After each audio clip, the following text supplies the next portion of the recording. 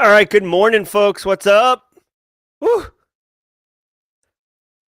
Today is Monday. It feels like one, too. Monday, March 20th, 2023. Welcome to episode number 326 of the Simply Cyber Daily Cyber Threat Briefing.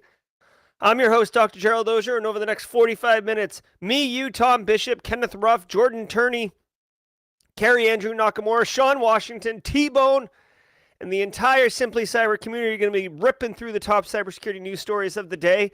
And on each of those stories, I'll be giving my opinion, my analysis on what that story means to you kind of as a practitioner or an aspiring cybersecurity professional. I'll give context, macro level picture, micro level picture, maybe some history. I don't know. We'll see where it goes. I don't see the stories. I see them when you see them. So we'll figure out as we're going. But I'm super pumped. Let's go. No music. Hold on now. Hold on now.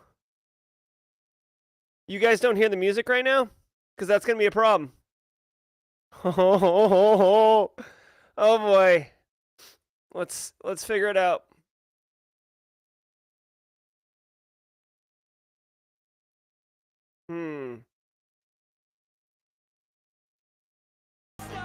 How's that? Could you hear my microphone?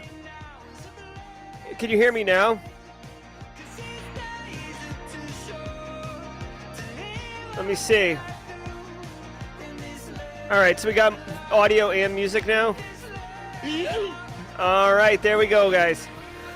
Okay.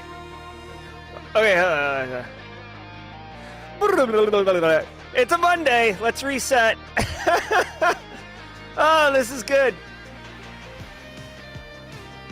All right, here we go. Me, you, all of the music, all the audio issues, Carl.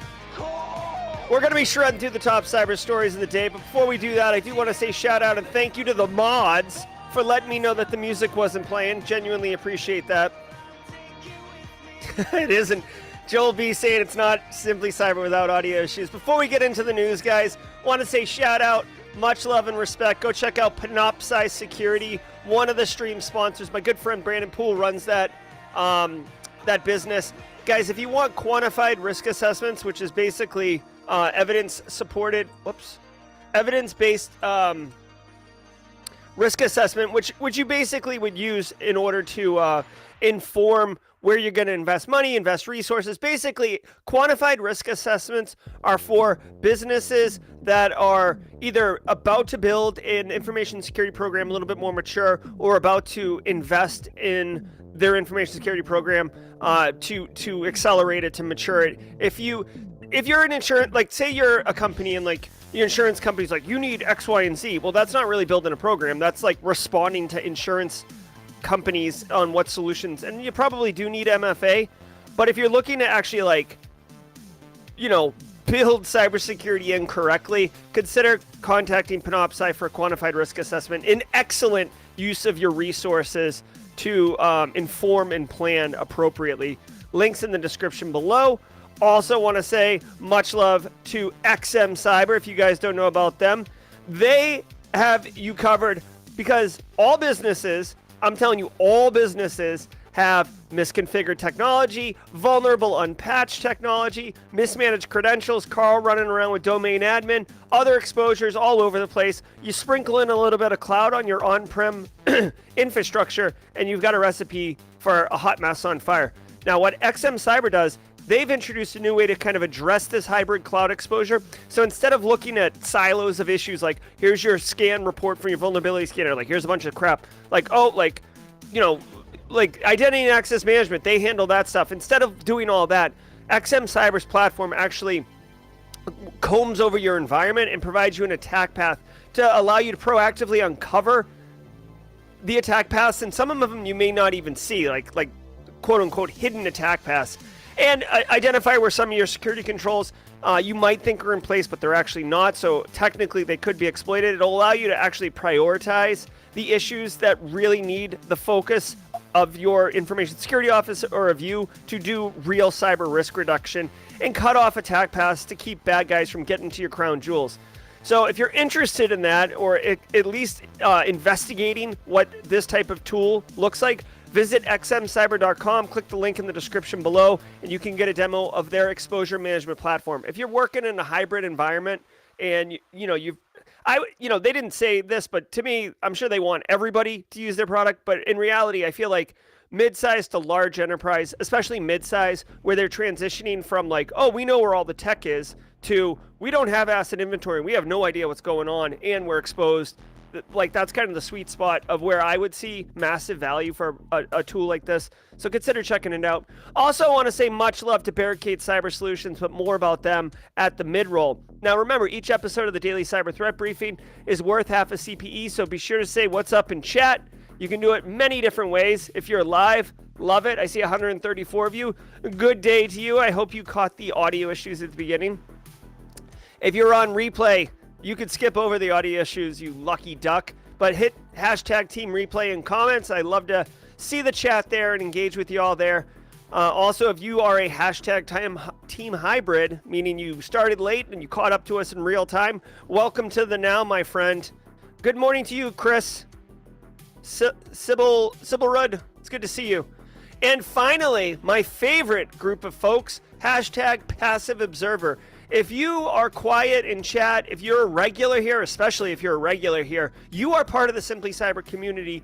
You, are welcome and included in, wholeheartedly. So say hashtag passive observer in chat. Take that first step to networking. Take that first step to engaging with the community and really take full advantage of what networking is within this community, because it is absolutely wonderful. I know Joel B likes Lurker, but I'm trying to put a positive spin on it. All right, guys, that's gonna do it for the intro. I'll see you guys at the mid-roll. We got a banger today, and we got a stream at the end. Stay tuned for the mid-roll. I'll share all that stuff. Let's go. From the CISO series, it's cybersecurity headlines. It's Monday, March 20th, 2023. The NBA is warning fans of a data breach after a third-party newsletter service attack. The National Basketball Association has launched an investigation into this security breach with the support of external cybersecurity experts to determine the extent of the incident. The association pointed out in a data breach notification sent to fans that its systems were not impacted, but that the incident affected an unknown number of individuals. The unauthorized third party accessed and created copies of the names and email addresses of some of its fans. The data breach did not compromise usernames, passwords, or other information. All right. Emotet. Okay, so this is like a nothing story. The only reason that this story was in the news is because it's the NBA, the National Basketball Association, right? Which is like a high-profile client. But guys, it's a third-party marketing company that sends out newsletters, right? Like emails. And all that got compromised was the name and the email address. Now, granted, if you are an NBA fan, if you're a basket head or whatever, I forget what they call the fans. I think they're called basket heads. Then good on you. But just be mindful that the threat actors now have what I would call an informed approach to a phishing attack. So don't this isn't a harmless crime. There is potential for abuse based on the data that was dropped, but it's just first name and email address, right? Like, I don't know. I don't think it's really anything crazy. The one thing that jumps out to me, though, is this is like the third, it's funny. This is the third-party breach of data in like the last week, right? This is the NBA. I feel like last week AT&T got hit, and then the week before, like T-Mobile got hit, and then there was like another one. I wish I could remember, but basically, guys, this is the this is the risk you run when you start matrixing your data out and outsourcing it to third parties who don't have as good security controls. Okay, so I guess there's more and more evidence to support that if you take data and you give it to a third party, or if you're a third party and you're taking data, there's a higher likelihood. Where's my GRC people at? There's a higher likelihood in the risk calculation based on evidence that that data could get breached. So all I would say is two things. One, you can't put the toothpaste back in the tube, all right? So you got to do this all up front. This is all left of boom stuff, okay? One, whenever you're sharing data with another company, you have to limit it to only what they need. Only what they need. I get it. I get it, Carl. It's super easy to just bundle it all up and give them everything and let them pick out what they want. And by the way, spoiler alert, especially in healthcare, they will ask for everything and, oh, we'll sort it out when we get there.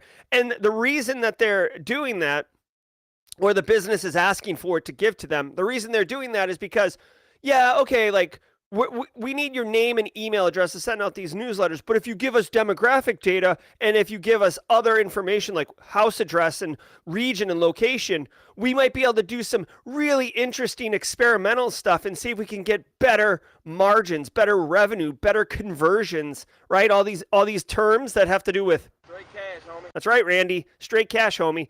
So you've got to you're going to have a bit of a lift on your hands, people. I'm just telling you right now. Like when you say, no, what data do you need? Name and email address. Fine, that's all you get. The business might push back on you. I'm just being real, okay? This might be a fight that you have to spend some political capital on. But this is ammunition to defend you when you are making the case that third-party data breaches happen all the time, bro. Like supply chain risk management. Like, get off my back, take the name and email address. You're lucky that we're even agreeing to that, and get out of my face, right? Maybe you don't approach it that way, but just be mindful. Second thing I would point out is with these third parties, yes, you'll send them a questionnaire, and maybe they'll fill it out, and regardless of whatever they put, you're still going to do business with them, okay? Like, the third-party risk questionnaires is like a joke in our industry right now. It's a sad joke. But in the contract, definitely make sure that you're qualifying what controls they have in place. You should have an honest heart-to-heart conversation with them about what kind of controls they have around your data. And when you terminate the contract, right, which will inevitably happen at some point, you need to have them delete your data or return your data to you, which I know data is like software, you know, like ones and zeros. So it's not like they bring up a pallet jack and wheel it over to you. But you need to be clear. You will terminate our data when we're done with it, and you will make it available to us. And making it available to you is critically important because a lot of vendors do this thing called vendor lock-in where they make it wicked easy to ingest your data, and they make it wicked painful, full of friction to get your data out because they want it to be more painful to get the data out than the pain of continuing to deal with them, right? You could be like, oh, this product sucks.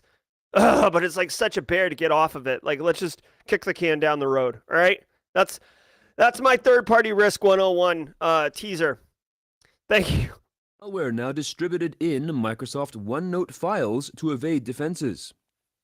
Following up on a story we brought you earlier in the month, it appears that Emotet malware is now being distributed using Microsoft OneNote email attachments, aiming to bypass Microsoft security restrictions and infect more targets. These attachments are distributed in reply chain emails that impersonate guides, how-tos, invoices, job references, and more. Recipients see a message stating that the document is protected, which then prompts them to double-click the View button to display the document properly. In this Emotet malware campaign, the threat actors have hidden a malicious VB script called click.wsf underneath the View button.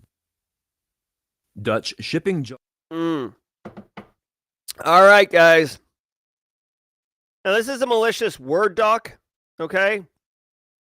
So I don't know why they put this in here, right? Unless I'm misunderstanding here.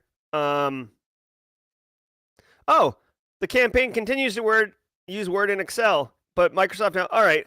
Wow, this is interesting that Emotet would make a mistake like this. Emotet is a very sophisticated threat actor. Well, Emotet's a piece of malware, but the group behind Emotet are very sophisticated. And I saw their IT infrastructure. The FBI did a talk at B-Sides Charleston on taking down Emotet, its first instantiation. And I was throttled when I saw the complexity of their IT infrastructure. So anyways, OneNote, you can see right here, Microsoft blocks macros in Word and Excel, but apparently OneNote has some capability that threat actors are being able to trick and socially engineer Carl and other users into clicking on. So here's the deal. You should share this with your audience, your end users, right? This is a perfect. I know I sent the Monday Crush It Cyber Pro email today, but don't be shy of sending this one out tomorrow, I suppose, or today if you haven't sent one out to your end users. This is pretty gnarly. Many businesses are using Office 365. Office 365 comes with access to Microsoft Office applications, including OneNote. They almost basically hand jam it down your throat. So there's a lot of users in corporate America and worldwide that are using OneNote. So they're familiar with OneNote. There is a familiarity. So when you see it, you know what it is. You think it's just a regular notepad, nothing big. You get this email saying, please review, and there's a OneNote. Looks familiar. The icon looks familiar. Everything looks familiar. Click it, right? When you click it, this is an age-old technique used by threat actors. So if you haven't seen this before, welcome to the party. This is just total bullcrap, okay? This is bullcrap. This is a picture. This isn't a warning or an alert from the OneNote application. This is a picture of a blurry image with a box on top of it. You see what I'm saying? This is the social engineering part of it. It's like a magic trick. But when you're clicking on it, you're actually going to be running a VB script right here, bro. See how that VB script sits right behind this button right here? Clever. All right. And if anyone in here, if anyone in here has kids, because my son Callan's been saying this all weekend, anyone that falls like the Emotet threat group for coming up with this, if you've ever seen Doc McStuffins, naughty. They are naughty threat actors. So be mindful of this. This is actually a pretty slick campaign. They're going to get through on a bunch of these. So look for execution of VB scripts. You can't use the name. You can't use the name, whatever they called it. There was a file name in here that they said, yeah, click.wsf. You can't look for that in your environment. I mean, you could look for it, but in reality, like they can change the name of that file super easy. They can change the hash super easy. So you're not going to really want to go for that. But just be mindful of OneNote coming in. Educate your end users. Here's the deal, guys. Final thing I'll say on this. It is way easier to tell your end users, be careful of OneNote attachments than it is to see a campaign come through your email filters and drop into your environment. And then you're, thanking the gods that you're wearing your brown pants today because it's going to be a total crap storm, okay? You don't want to be responding after you've seen these emails come through into your environment because you're not going to be able to control it. So get in front of this one, educate your end users, tell them about OneNote, the threat of OneNote. In fact, if it were me in my environment, I would literally take a picture of this and say, this is what it looks like, because no matter what the file name is, no matter how they send it, email, attachment, Telegram, it's going to look like this. It's going to have this pop-up with click this button. This is probably not going to change too much, so I would send that. Client Royal Dirksvager confirms play ransomware attack. The maritime logistics company has confirmed that it was hit with ransomware from the Play Group, the latest in a string of attacks targeting the shipping industry. The company's CEO told The Record that the ransomware attack did not have an effect on operations, but did involve the theft of data from servers that held a range of contracts and personal information. Founded in 1872, Royal Dirksvager provides information to more than 800 organizations in the maritime industry and registers more than 200,000 ship movements a year. Its systems allow ports to know when ships will arrive and what nautical services will be available when they make it to port. All right, so hey, careful. Be mindful of this if you're in the transportation industry, not like driving a bus, but like shipping and logistics and transportation and stuff like that. Play Ransomware Group. They are, I would call them a second tier threat group, so definitely effective and well in the news. guys, after Maersk got hit a couple years ago accidentally by NotPetya, and how devastating that was, honestly, I've been surprised at how little these, shipping companies have not been targeted, honestly. You got to think, dude, they have systems that are telling you, like, what is in each crate on the shipping container. Or on the shipping boat, right? Like they got all those crates. That's all full of product, right? People are paying to have that stuff shipped. When it gets to the port, it has to get lifted off by a crane and put on a tractor trailer. 1 milk crate per tractor trailer. What is the order of the tractor trailers? Where are they driving once they get the crate on it? Is the stuff inside of it time sensitive? Like, is it medicine that will expire? Is it cold? Is it what is it?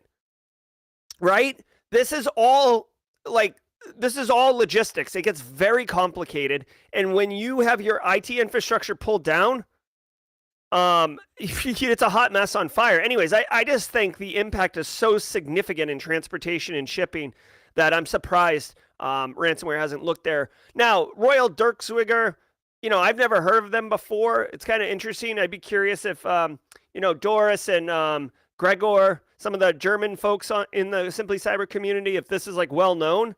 I mean, it's Dutch, but it's closer than America.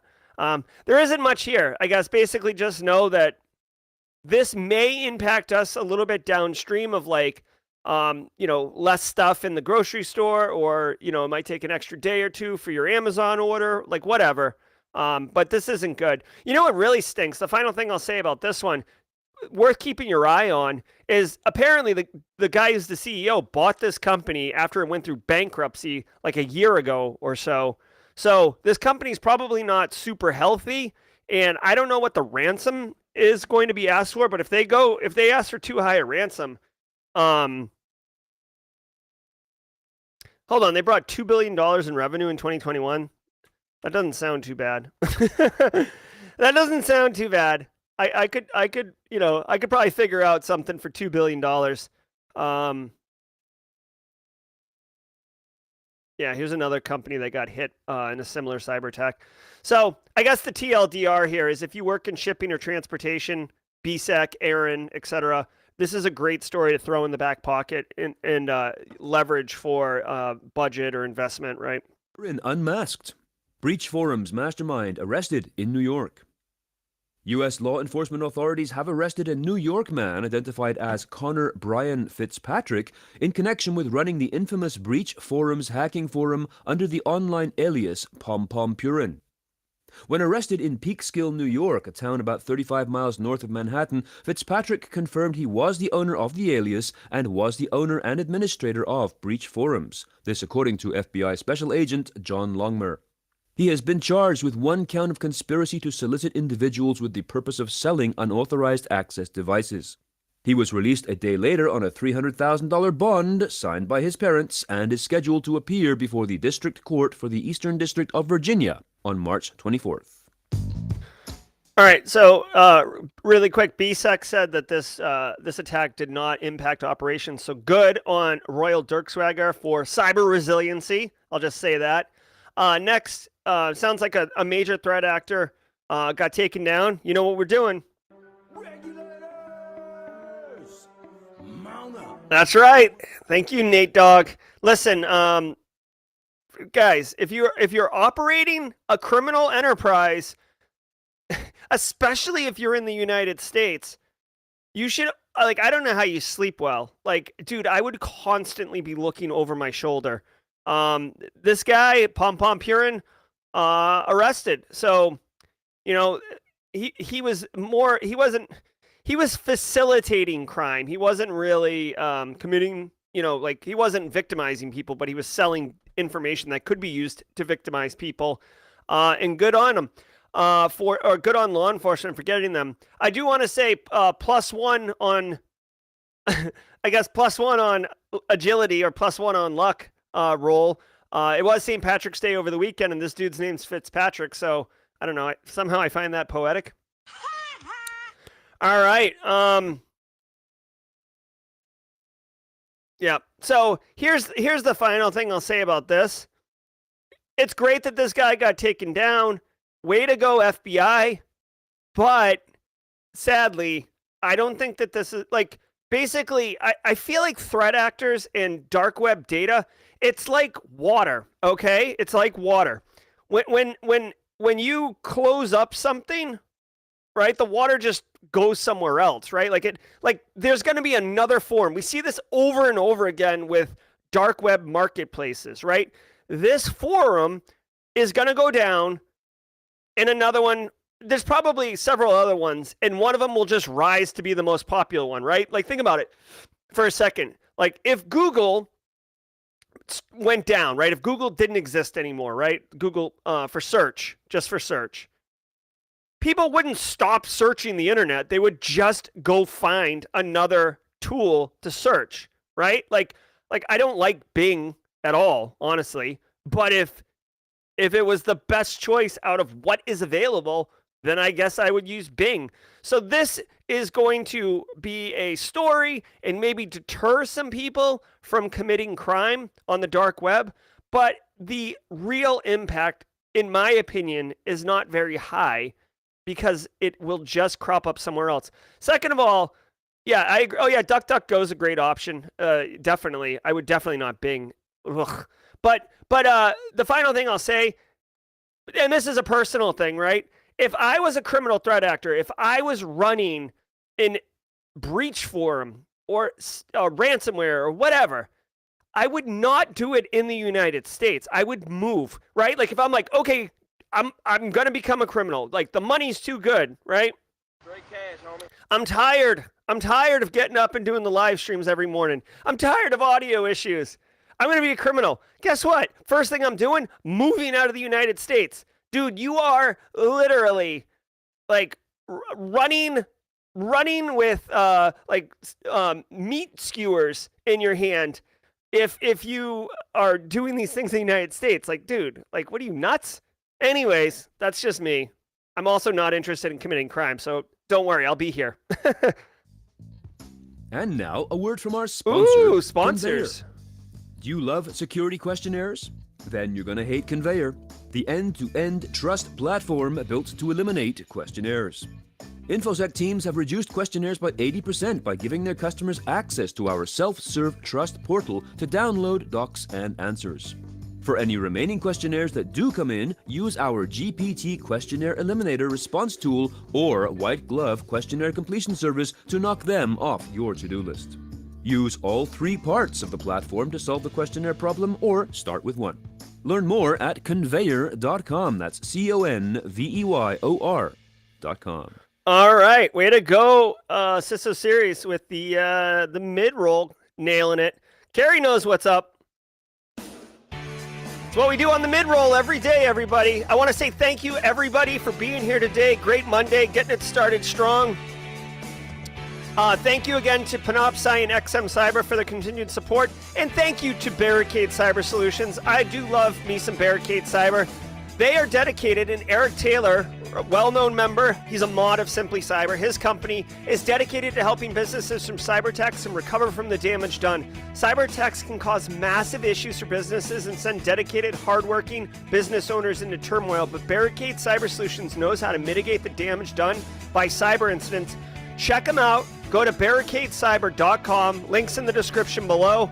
Most important part of his website is right here. You scroll down. This is Eric's personal calendar. You can get on his calendar today at 11 a.m. Why would you want to do that? Guys, I'm telling you, doing everything up front, getting ready to be prepared for when bad things happen is so much better than figuring out when bad things happen, right? You don't want to make sure that your fire extinguisher works and that, you know how to like load a gun or whatever. Like, you don't want to figure out how to do things when you're actively needing to do things, right? When the house is on fire, you're not like, oh, I should get a fire extinguisher. I should see how this thing works. No, you want to be like, boom, fire extinguisher. That's what Barricade Cyber Solutions is. Again, there's 210 of you today. I love it. Take a hot minute, hit the like button. Please, for the following reason. It allows YouTube to identify that cybersecurity people like this content. which it will then reach out to other cybersecurity people on YouTube who are not here with us right now and say, hey, do you know there's a bunch of cyber people who like this content? Maybe you do too. This might be how many of you found Simply Cyber. So do me a favor and do the community a favor. Pay it forward. Pay it forward here and hit that like button. Again, hopefully you guys got the newsletter this morning. I sent it out. Someone's already criticized me for not putting the links in. Sorry. But if you didn't get it, sign up at simplycyber.io/newsletter. We've got a new newsletter element coming out this Wednesday. I'm very excited about. You'll love it if you're a practitioner and working in any industry. Now, guys, holla, holla, holla, Simply Cyber Community Challenge. We do it every single day. Today is no different. Peter Lee, I hope you're in chat. So every single day we tag somebody, and Peter Lee is currently tagged. Peter Lee will tag somebody in chat. That person should go on LinkedIn and post their story. Why are they into cybersecurity? What do they love about it? Use the hashtag Simply Cyber Community Challenge in that. Jess Bishop is Team Replay, but she's also Team Live. I love it, Jess. Huge fan of Jess Bishop.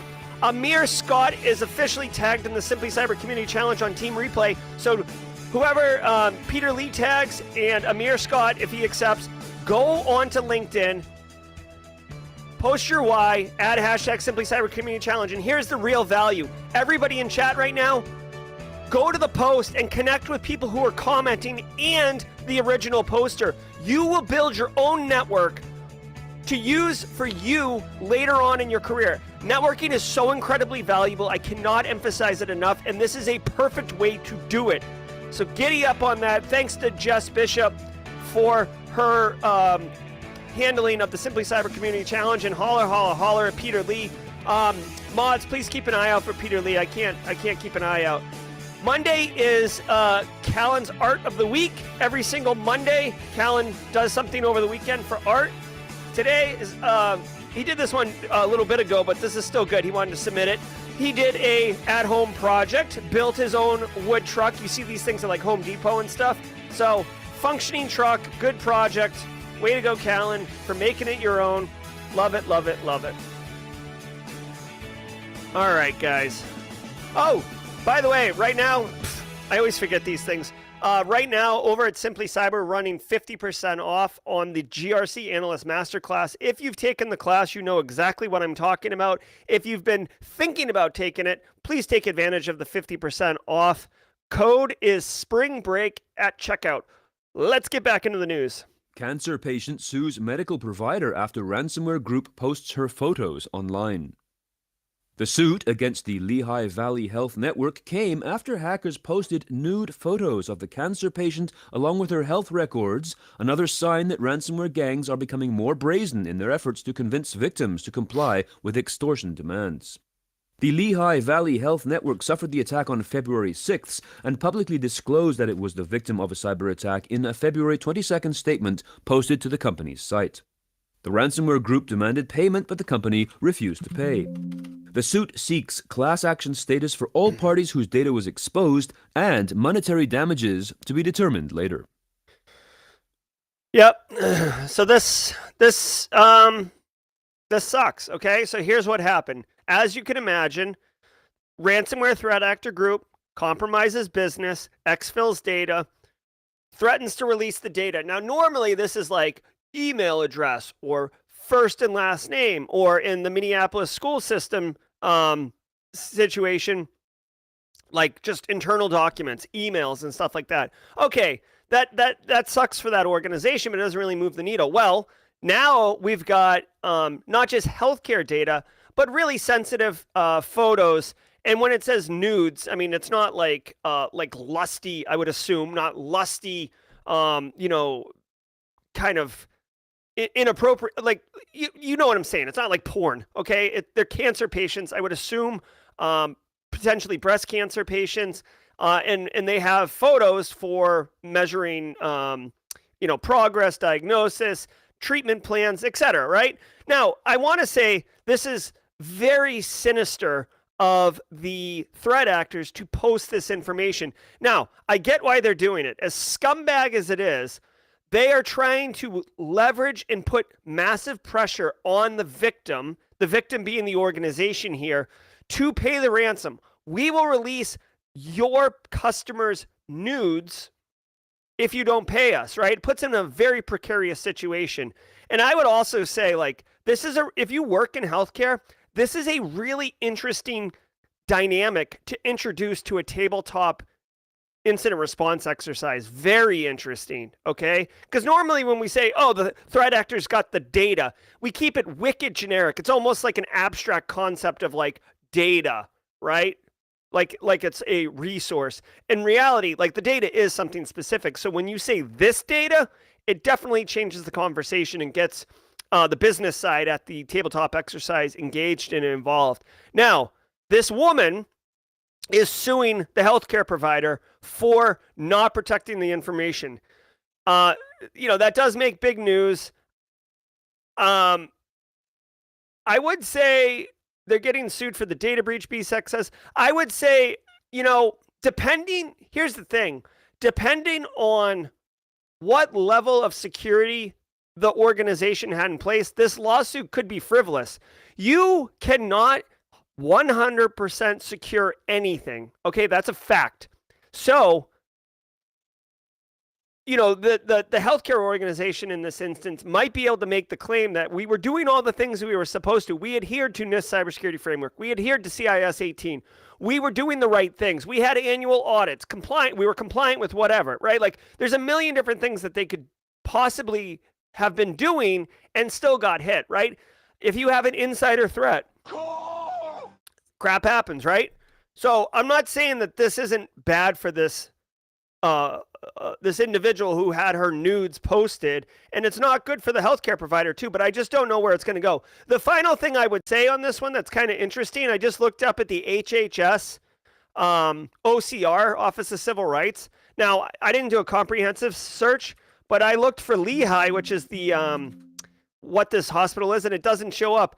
The only way you show up on this wall of shame for a HIPAA breach is if it's 500 records or less, not the sensitivity of the record, right? So if this was one person's nudes getting released, it's not going to show up in the HHS OCR. Now, that doesn't mean it's not a breach, but anyways, yeah, not good. Not good. I would definitely say, like, the key takeaway here is this is an awesome opportunity for healthcare providers to really think through what a data breach could look like. MKS Instruments hit with lawsuit following ransomware attack. In a similar type of story, a former employee at MKS Instruments is leading a class action lawsuit following a ransomware attack against the semiconductor chip maker in February.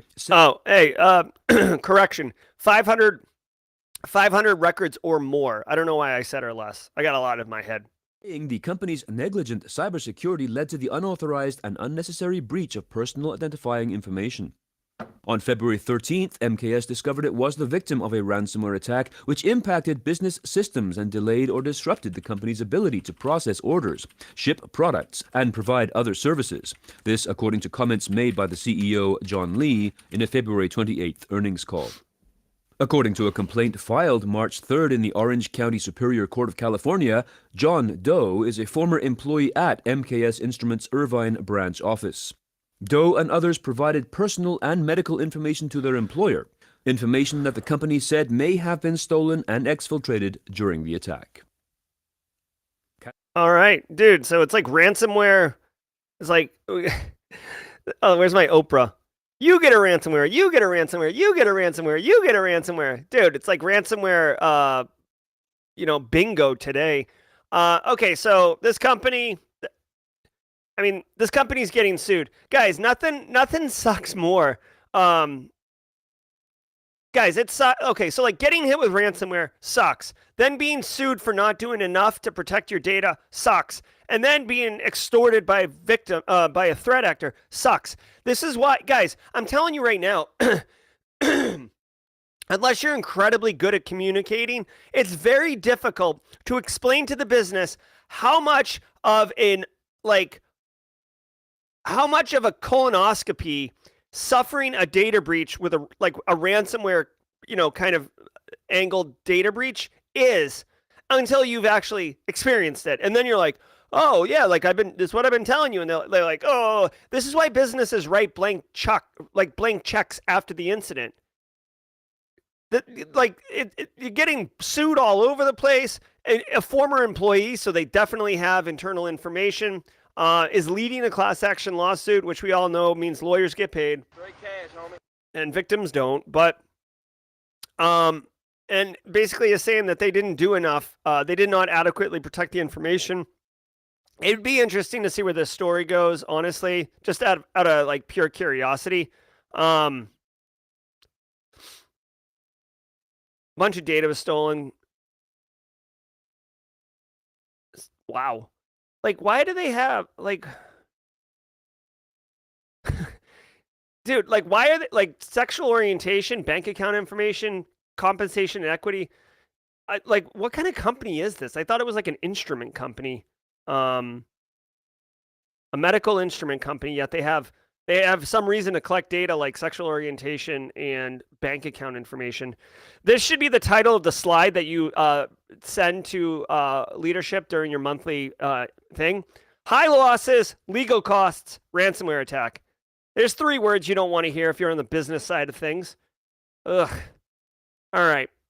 I'm not going to spend more time on this one. Take it easy, Joby. Kaspersky releases a new version of Conti Decryptor. Kaspersky has published a new version of a decryption tool for the Conti ransomware based on previously leaked source code. In March 2022, a Ukrainian security researcher leaked the source code from the Conti ransomware operation to protest the gang's position on the Ukraine conflict. In late February 2023, Kaspersky researchers uncovered a new portion of leaked data published on forums and noticed the presence of 258 private keys. The leak also included source code and some pre-compiled decryptors, which allowed the researchers to release a new version of the public decryptor. The researchers added all 258 keys to the latest build of Kaspersky's utility Rockne Decryptor 1.40.0.00. Users can download the decryptor from the Kaspersky's No Ransom site. All right, well, okay. If you get hit with Conti, or you were hit with Conti, right? Sometimes you could have been hit, last year, and you couldn't fully rebuild from backups because there was some sensitive data you hadn't backed up, but you just have been sitting on this Conti encrypted system. You could potentially use this decryptor in order to do that. I haven't seen, since Conti imploded in March of 2022, basically half the gang was Ukrainian, half the gang was Russian, and when Russia invaded Ukraine, there was a schism among the group, and they split. So I haven't really seen too much in the way of Conti malware attacks. But if you're sitting on one, go check out this decryptor. Additionally, I'd like to point out, Kaspersky is Russian backed. The well-known story about how the U.S. government had a deal with Kaspersky to be like the AV in the U.S. government, and they issued an edict that that's no longer allowed because Kaspersky's Russian, and there might be a potential for shenanigans. But I mean, Kaspersky's still out there, still making product, and according to this, like still serving the community. So, long story short, if you got hit with Conti, potentially check out this decryptor. Last week in ransomware. The fallout from the Clop ransomware attacks on Go Anywhere platforms became apparent last week, with the threat actors starting to extort victims on their data leak site and companies confirming breaches. This has led to numerous data breach disclosures from companies including Community Health Systems, Hatch Bank, Rubrik, and Hitachi Energy, with likely many more to come. There were also ransomware attacks on Ascendant and the LA Housing Authority, an attack on Amazon's Ring doorbell, on a hospital in Barcelona, and the reemergence of Icefire on Linux systems. Just a reminder, this week there... All right, so, as happens every single Monday, it is ransomware roundup. Excuse me. Excuse me, gosh. Ransomware roundup. So, there's a little bit in here for everybody. Think of this as like the bargain bin when you go into GameStop, and it's like there's like the $5 game bin, and like even though you're not in the market for a game, or I don't even know if GameStop's still a business, but like basically you walk in and you like or the the random DVDs at Walmart bin, right? You go in there and you kind of pick through it. You're not really gonna buy anything, but like you're like, oh, what's going on in here? Oh, look, Step Brothers. I love that movie, right? Like whatever it was. This is what the Weekend Ransomware post is. Like there's something in here for everybody. I'd recommend checking it out. Maybe grabbing off a story or two that does something for you, whether it's healthcare, whether it's how ransoms are happening, whether it's like what threat actor groups are currently active and doing stuff. There's something in here for everyone. That's all there is, guys, right?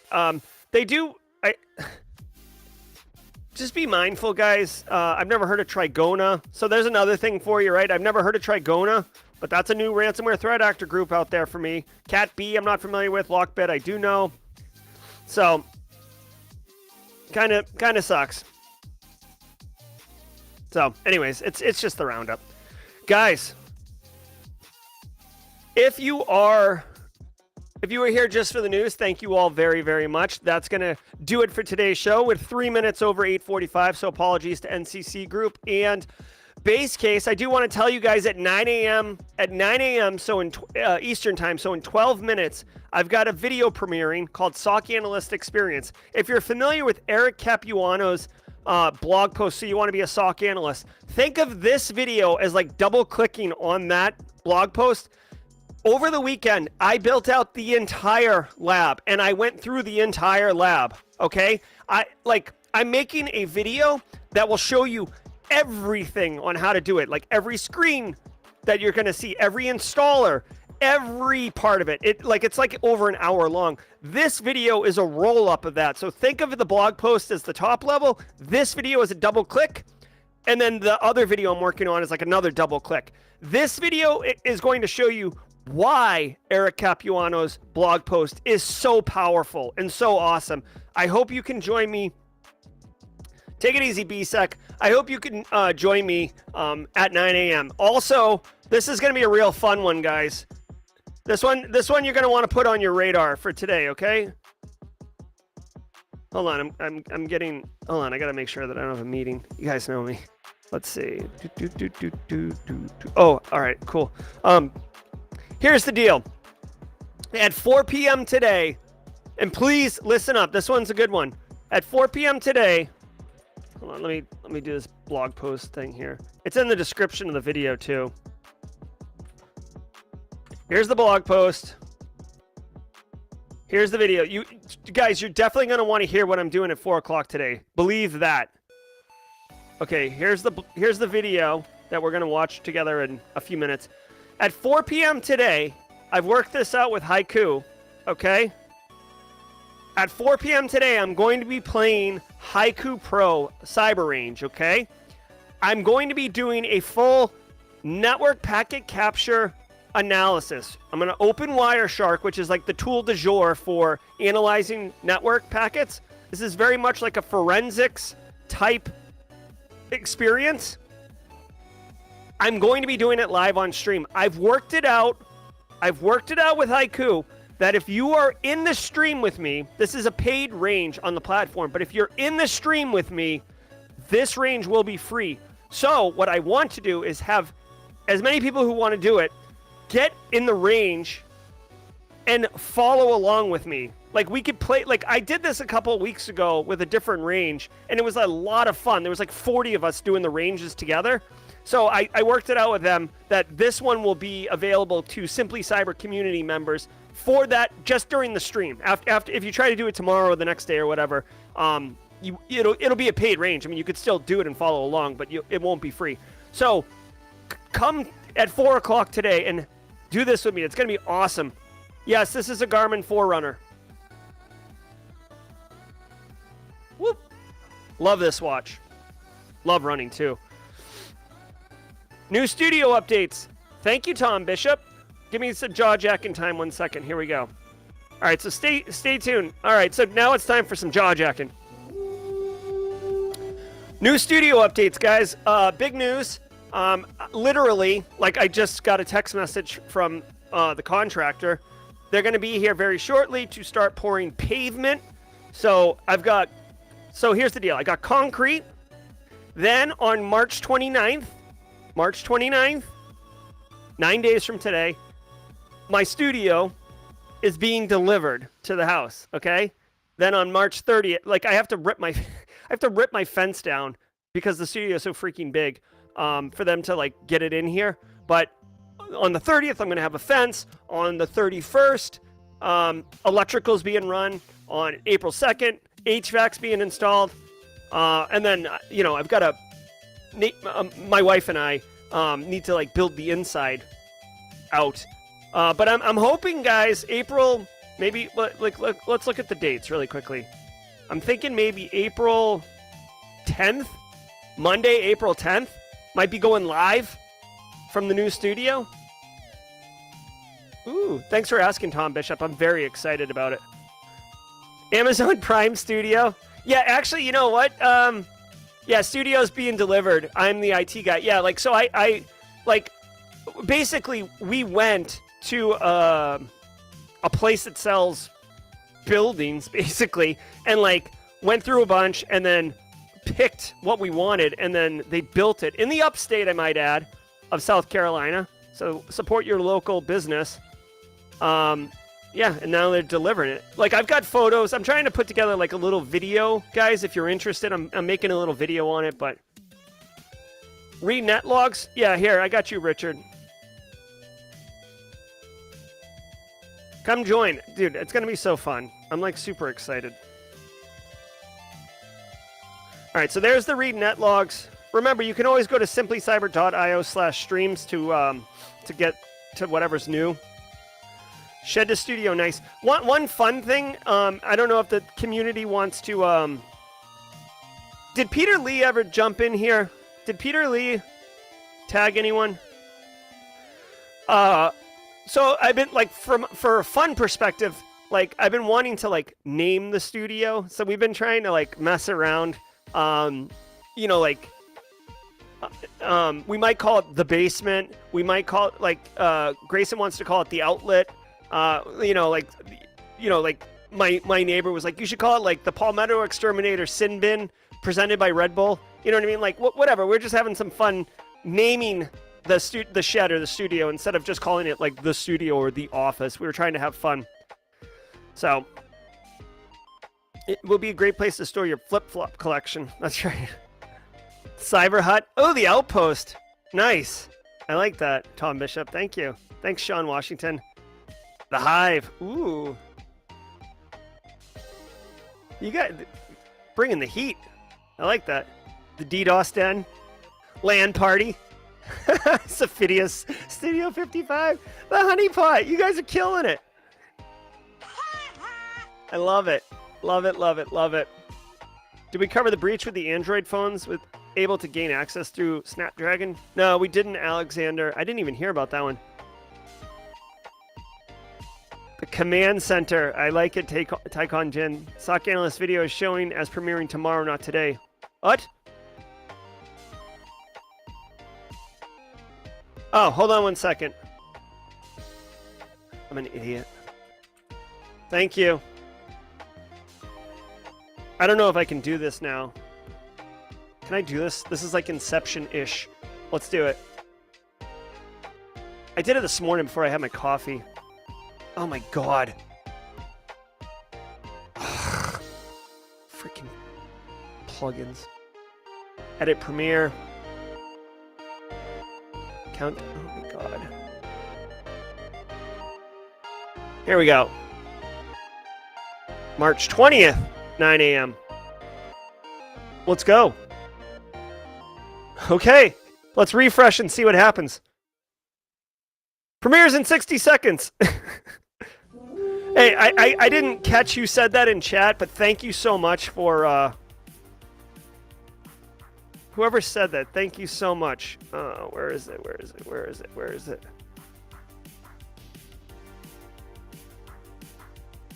So Let's Go Nick is asking if the GRC is good for the SOC position. I would say it doesn't directly apply.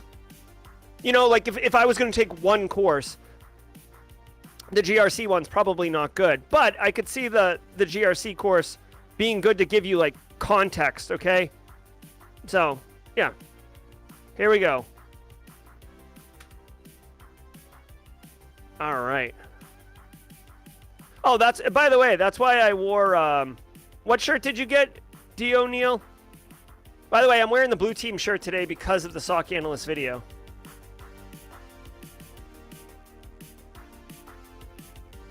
Love it, love it, love it. And just a reminder, guys, I produced this video, so it doesn't have all the fancy music and stuff like that and cutaways. I just did it.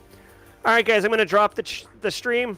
Go on over to, it should push you automatically to this video, but I hope you enjoy it. I'll see you in chat. If you were here just for the news, thank you so much. We'll see you later today at 4 p.m. potentially to do the NetLogs lab, or tomorrow at 10 a.m. Eastern time.